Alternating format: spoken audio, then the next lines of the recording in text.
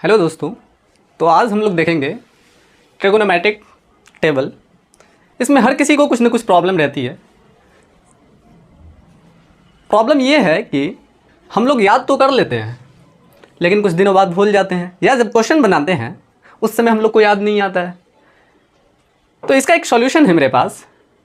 आप लोग को ये रटना नहीं पड़ेगा, बस एक बार समझ लीजिए, आप लोग ज़िंदगी भर नहीं भूल पाएंगे।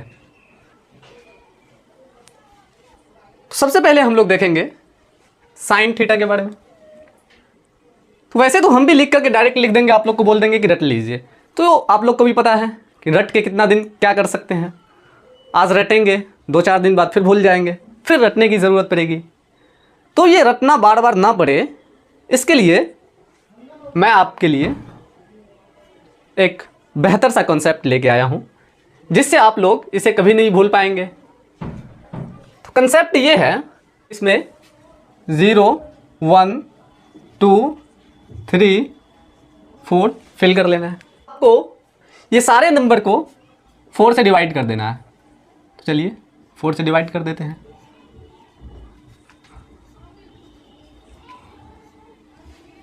फोर से डिवाइड करने के बाद आप सारे नंबर पे रूट दे देंगे। अब आपको इसको रूट से बाहर निकलना है। सबसे पहले आप लोग ये बताएंगे 0 डिवाइडेड बाई 4 क्या होगा। 0 डिवाइडेड बाई 4, सोच में पड़ गए। 0 डिवाइडेड बाई 4 0 ही होता है। आपके पास कुछ नहीं है और उसको हम बोल रहे हैं 4 पार्ट में डिस्ट्रीब्यूट कीजिए। तो 4 पार्ट में आपके पास जब कुछ है ही नहीं तो उसको 4 पार्ट में डिस्ट्रीब्यूट कैसे कर सकते हैं। तो 4 पार्ट में डिस्ट्रीब्यूट, हाँ, फॉर्मेलिटी के लिए हम लोग कर देते हैं। फॉर्मेलिटी के लिए क्या देंगे, 0 इसको देना है, 0 इसको देना है, 0 इसको देना है, 0 इसको देना है, 0 0 सभी को दे देंगे क्योंकि आपके पास कुछ है नहीं और 4 पार्ट में डिस्ट्रीब्यूट करने के लिए बोले। तो 4 पार्ट में डिस्ट्रीब्यूट करेंगे तो 0 0 0 0, ये लीजिए 4 पार्ट में डिस्ट्रीब्यूट कर दिए। तो 0 डिवाइडेड बाई 4 जो होता है वो 0 होता है और 0 का अगर हम रूट निकालेंगे तो यहाँ 0 आएगा। 0 का रूट, अब कुछ लोग कहेंगे 0 का रूट कैसे निकाले सर, तो 0 का रूट 0 ही होता है। तो ये रहा साइन 0 डिग्री का वैल्यू 0 होता है। सेम एज आप 1 डिवाइडेड बाई 4, 1 डिवाइडेड बाई 4, 1 को आप 4 पार्ट में डिस्ट्रीब्यूट करेंगे। 1 को आप 4 पार्ट में डिस्ट्रीब्यूट करेंगे। चलिए ये 1 डिवाइडेड बाई 4 है। 1 का स्क्वायर रूट 1 इक्वल टू 1, अगर नहीं जानते हैं तो जान लीजिए। एंड रूट 4 इक्वल टू 2, तो ये 1 डिवाइडेड बाई 2। तो साइन 30 का वैल्यू जो होगा वो 1 डिवाइडेड बाई 2। सेम एज आप 2 डिवाइडेड बाई 4 को सॉल्व करेंगे। 2 डिवाइडेड बाई 4, 2 को 1 से कट करेंगे, 2 1 2, 2 2 4, 1 divided by 2, root under 1 divided by 2 equal to 1 का रूट 1 रूट 2, जस्ट एज रहने देते हैं root 2। 1 divided by root 2 45 degree. Sine 45 degree का वैल्यू क्या हो जाएगा, 1 डिवाइडेड बाई रूट 2। अब कुछ लोग सोचेंगे कि ये रूट 2 को भी आप रूट से क्यों नहीं निकाले, तो हमें रूट की ज़रूरत पड़ेगी इसलिए हम इसको रूट में ही रहने देते हैं। सेम एज अब इसको करेंगे 3 divided by 4, root 3 equal to, root 3 का तो कोई रूट नहीं होता है, परफेक्ट रूट नहीं निकाल सकते हैं तो हम रूट 3 ही रखते हैं। जिसका परफेक्ट रूट हम लोग नहीं निकाल पाते हैं उसको सेम एज रूट में ही रखेंगे। And root 4 equal to, just बताएं 2, तो रूट 3 डिवाइडेड बाई 2 जो हो जाएगा ये साइन 60 का वैल्यू हो जाएगा। Sine 60 root 3 divided by 2। अब आप लोग को 4 डिवाइडेड बाई 4 को सॉल्व करना है जो कि साइन 90 में है। तो 4 डिवाइडेड बाई 4, 4 है आपके पास, 4 पार्ट में डिस्ट्रीब्यूट करेंगे तो 1 आएगा। 4 है, ऐसे समझिए आपके पास 4 पेन है, 4 पर्सन में डिस्ट्रीब्यूट करेंगे या 4 दोस्त को आप दीजिएगा, 4 दोस्त को अगर आप डिस्ट्रीब्यूट करेंगे या बांटेंगे तो आपके पास आप कितने कितने पेन देंगे सारे दोस्त को, 1 1 करके। 4 को 4 पार्ट में डिस्ट्रीब्यूट करते हैं तो 1 आता है और 1 का रूट 1 होता है। तो सेम है, हम ये 4 डिवाइडेड बाई 4 को जो कि 90 साइन 90 का वैल्यू है वो अभी हम जस्ट सॉल्व किए हैं, 1 होता है। एक बार समराइज कर लेते हैं।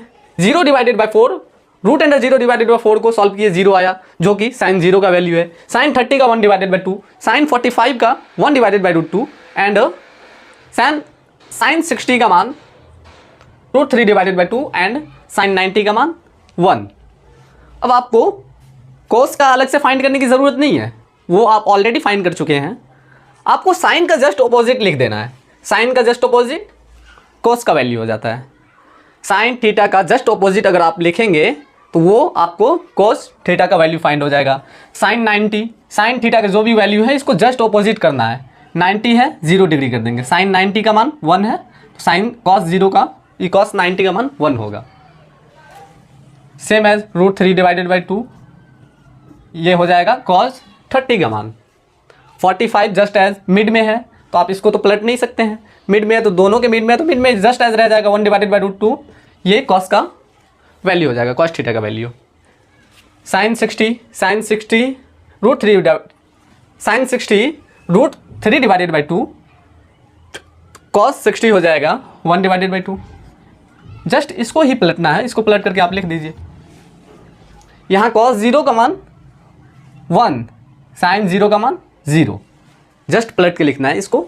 आप राइट से लेफ्ट में लाएंगे, साइन का राइट कॉस का लेफ्ट हो जाएगा, साइन का लेफ्ट कॉस का राइट हो जाएगा। ऐसे ही आपको ऑपोजिट लिखना है। tan 0 का जो वैल्यू होता है वो 0, tan 30 का मान 1 बाई रूट 3, tan 45 का मान 1, tan 60 का वैल्यू रूट 3 एंड tan 90 का मान जो होता है वो अनडिफाइंड होगा, अनडिफाइंड या इन्फिनिटी आप बोल सकते हैं। अब आप लोग सोच रहे होंगे कि सर इसको तो वैसे याद करना पड़ेगा फिर, और आप बोले हैं वीडियो के स्टार्ट में ही कि कुछ भी याद करने की ज़रूरत नहीं है। तो देखिए इसका जो प्रोसेस है tan theta equal to sine theta divided by cos theta. अगर आपको ये याद नहीं है तो पहले ये याद कर लीजिए, नहीं तो मैं आपको इसके भी कुछ कंसेप्ट है जो नेक्स्ट वीडियो में आप लोगों को प्रोवाइड करवा दूंगा। tan theta equal to sine theta divided by cos theta, sine theta divided by cos theta, और साइन 0 का वैल्यू 0, कॉस 0 का value 1, 0 divided by 1 equal to 0 rupees है आपके पास। आप 1% में डिस्ट्रीब्यूट कीजिएगा तो कितने रुपीज़ दीजिएगा उसको, 0 रुपीज़ ही ना। तो सेम एज हम यहाँ 0 लिखे हैं। फिर आप देखेंगे tan 30 का वैल्यू, तो tan 30 का वैल्यू फाइंड करने के लिए आपको साइन 30 का वैल्यू रिमेंबर होना चाहिए। साइन 30 का value 1 divided by root 2 and cos 30 का रूट 3 डिवाइडेड बाई 2। तो इसको सॉल्व करने के लिए 1 बाई 2 मल्टीप्लाइड 2 बाई रूट 3, 2 से 2 कट 1 बाई रूट 3, यही तो लिखे। साइन tan 30 का मान 1 divided by root 3। Same as tan 45 का वैल्यू आप फाइंड कर सकते हैं। tan 45 का वैल्यू फाइंड करने के लिए साइन 45 का value 1 divided by root 2 divided by cos 45 का वैल्यू 1 डिवाइडेड बाय रूट 2। इसको सॉल्व करेंगे 1 divided by root 2 multiplied root 2 divided by 1, ये रहा tan 45 का वैल्यू।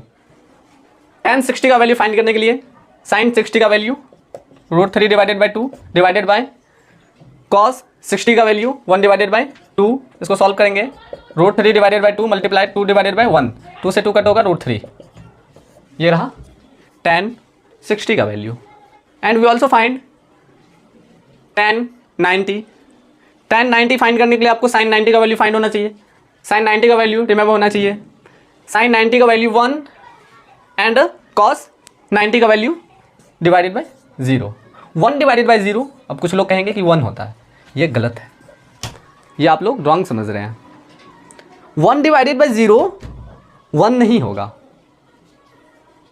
आपको डिस्ट्रीब्यूट करना है। आपके पास 1 रुपीज़ है, उसको हम बोलेंगे आपको डिस्ट्रीब्यूट करने के लिए, लेकिन किस में डिस्ट्रीब्यूट कीजिएगा। यहाँ आपको शो हो रहा है 0 में डिस्ट्रीब्यूट करना है, आदमी में डिस्ट्रीब्यूट करना है आपको। मान लीजिए मैं आपको 1 रुपीज़ दे रहा हूँ या 100 रुपीज़ दे रहा हूँ, आप 100 को 0% में डिस्ट्रीब्यूट कीजिए तो आप कैसे डिस्ट्रीब्यूट कर पाएंगे। जब तक आपको पर्सन्स नंबर ऑफ पर्सन्स नहीं देंगे तब तक आप कैसे फाइंड कर सकते हैं।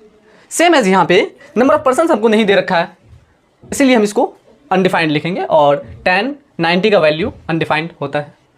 अगर आपको साइन कॉस और tan का वैल्यू रिमेंबर है तो आपको कॉसेक, सेक और कॉट का वैल्यू भी रिमेंबर्ड है। आप एज्यूम कर सकते हैं कि ये तीनों भी आपको आता है पहले से। वो कैसे? साइन का जस्ट अपोजिट होता है कॉसेक 0 का मान। साइन 0 डिग्री का जो वैल्यू होता है, इसका जस्ट अपोजिट कॉसेक 0 डिग्री का वैल्यू होता है। साइन 0 का वैल्यू 0 एंड 0 का जस्ट अपोजिट जो होता है वो हमारा अनडिफाइंड होता है, या इन्फिनिटी भी बोल सकते हैं आप। सेम एज साइन 30 का जो वैल्यू है 1/2, तो आप कह सकते हैं कॉसेक 30 निकालेंगे हम, तो इसको जस्ट अपोजिट करेंगे, तो 1/2 को जस्ट अपोजिट करेंगे तो 2/1 और 2/1 2 होता है। सेम एज आप कॉसेक 45 का फाइंड कर सकते हैं। कॉसेक 45 फाइंड करने के लिए आपको साइन 45 का देखना पड़ेगा। साइन 45 जो है वो मेरा 1/√2 है, और 1/√2 का जो वैल्यू होता है जस्ट अपोजिट होता है वो √2/1, और √2/1 इक्वल टू √2 ना। सेम एज कॉसेक 60 का वैल्यू फाइंड करने के लिए आपको साइन 60 का वैल्यू देखना पड़ेगा। साइन 60 √3/2 है, इसका जस्ट अपोजिट करेंगे तो ये कॉसेक 60 का वैल्यू आपको फाइंड हो जाएगा। कर सकते हैं कॉसेक 90 का वैल्यू फाइंड करने के लिए आपको 1 का जस्ट अपोजिट क्या होता है? 1 का जस्ट अपोजिट 1 ना, 1/1 1 ही 1 लिख सकते हैं। सेम एज आप सेक का भी वैल्यू फाइंड कर सकते हैं। सेक थीटा का वैल्यू फाइंड करने के लिए आपको कॉस थीटा का वैल्यू का जस्ट अपोजिट करना पड़ेगा। 1 का जस्ट अपोजिट 1, कॉसेक 0 का वैल्यू 1, कॉसेक 30 का वैल्यू फाइंड करने के लिए आपको कॉस 30 का वैल्यू को जस्ट अपोजिट करना पड़ेगा, तो कॉस 30 का √3/2, तो सेक 30 का वैल्यू फाइंड करने के लिए 2/√3। आप जस्ट एज लिख सकते हैं 1/√2 इक्वल टू √2, 1/2 इक्वल टू 2, 1/2 का जस्ट अपोजिट 2, 0 का जस्ट अपोजिट आपको जस्ट बताया है अनडिफाइंड। सेम एज अगर आप कॉट थीटा का वैल्यू फाइंड करना चाहते हैं तो आपको टेन थीटा का वैल्यू रिमेंबर होना चाहिए। टेन थीटा का जस्ट अपोजिट कॉट थीटा का वैल्यू होता है, तो टेन 0 डिग्री का वैल्यू 0, 0 का जस्ट अपोजिट अनडिफाइंड। टेन 30 का value 1/√3, then cot 30 equal to √3। Tan 45 का वैल्यू 1, 1 का जस्ट अपोजिट 1। टेन 60 का वैल्यू √3 एंड √3 का जस्ट अपोजिट 1/√3। टेन 90 का वैल्यू अनडिफाइंड एंड अनडिफाइंड का जस्ट अपोजिट 0। जिस तरह हम 0 का जस्ट अपोजिट अनडिफाइंड लिखते हैं, सेम उसी तरह अनडिफाइंड का जस्ट अपोजिट 0 लेंगे। तो ये कुछ ट्रिक था, उम्मीद करते हैं आप लोगों के लिए हेल्पफुल रहा होगा। अगर आप लोग चाहते हैं ऐसे ही हेल्पफुल वीडियो, कमेंट और लाइक, और साथ ही चैनल को सब्सक्राइब भी कर लेंगे। मैं आप लोगों के लिए ऐसे ही हेल्पफुल वीडियो लाता रहूँगा। तो आज के लिए इतना ही, थैंक यू।